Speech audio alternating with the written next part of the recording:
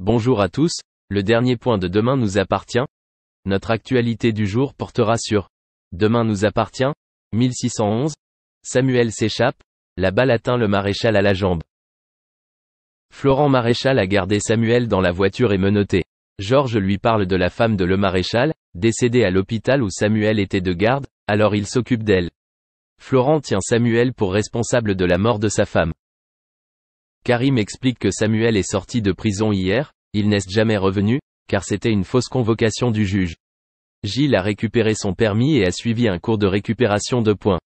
Il a donné rendez-vous à Marianne au Spoon. Il lui demande d'être son témoin lors de son mariage avec Cécile. Marianne a trouvé que c'était trop précipité. Marianne ne veut pas supporter cette plaisanterie, Gilles ne veut pas d'un oiseau de mauvais augure. Pendant le cours de sport de Mélodie, c'est l'heure de jouer au ballon chasseur puis au handball. Diego passe les tests. Il fait équipe avec Ryan tandis que Jack et Maud font équipe. Maud a accidentellement blessé Diego, lui faisant saigner du nez. Ryan a joué le rôle du provocateur et Mélodie a réussi. Florent raconte à Samuel qu'il est un salaud, un drogué qui ne pense qu'à lui. Samuel lui a demandé de tirer, un coup de feu est parti. La police a découvert que le maréchal avait donné sa petite fille à sa mère avant l'enlèvement de Samuel. Il lui a demandé de s'occuper du bébé pendant quelques jours. Roxane et Karim ne savent pas s'il peut se cacher ou pas. Chloé et Alex accueillent Gilles et Cécile dans leur maison. Gilles demande à Chloé d'être le témoin de Cécile et qu'Alex soit son témoin. Chloé accepte. Ryan a déclaré que Diego avait une cloison nasale déviée, qu'il aurait besoin d'une intervention chirurgicale et qu'il ne pourrait pas faire de sport pendant 6 mois. Jack a mis fin à la blague. Rien de grave n'est arrivé à Diego et il ne lui en voulait pas. Victoire ne peut plus d'attendre des nouvelles, elle se rend au commissariat pour que Georges lui indique où se dérouleront les recherches. Victoire panique lorsqu'elle apprend que c'est la police qui détient Samuel.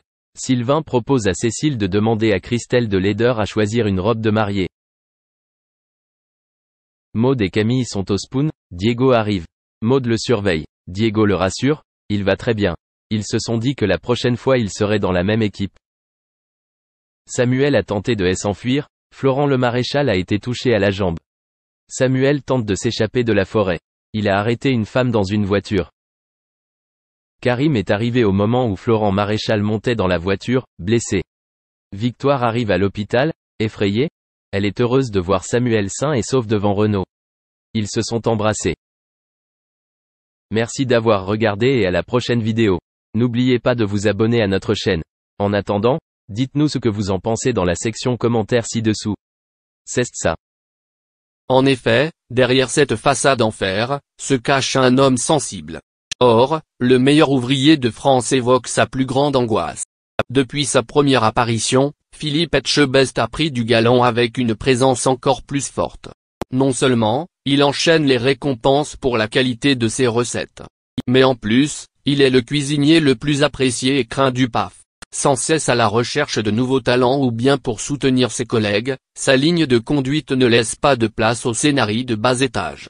La fermeté doit toujours être justifiée et redoutée dans le monde de la gastronomie, il avait d'ailleurs été le porte-parole de la profession lors des différents épisodes de confinement. Comment fait-il pour être en permanence au taquet, n'a-t-il jamais eu des moments de doute ou de peur? Bien sûr que si. Seule une poignée de proches connaissent sa sensibilité. Aujourd'hui, il accepte enfin de se livrer à cœur ouvert. Dans Cauchemar en cuisine, Philippe Etchebest passe du monstre à l'ange gardien. Conscient qu'il peut avoir des regards ou des paroles difficiles à assumer, il s'en justifie ainsi. Je sais que je peux avoir des propos durs. C'est blessant, parfois vexant, mais, à l'arrivée ça paie. Il n'est pas aveugle ni sourd. Donc, il a lu et entendu certaines critiques liées au tournage ou au montage. Voici sa réponse. Certains me détestent sur le moment, mais je m'en fous. Quand ils réalisent que ce que je fais, je le fais pour eux, tout rentre dans l'ordre en fait. Face ou en dehors des caméras, il applique encore et encore la même stratégie. Je donne toujours une explication après.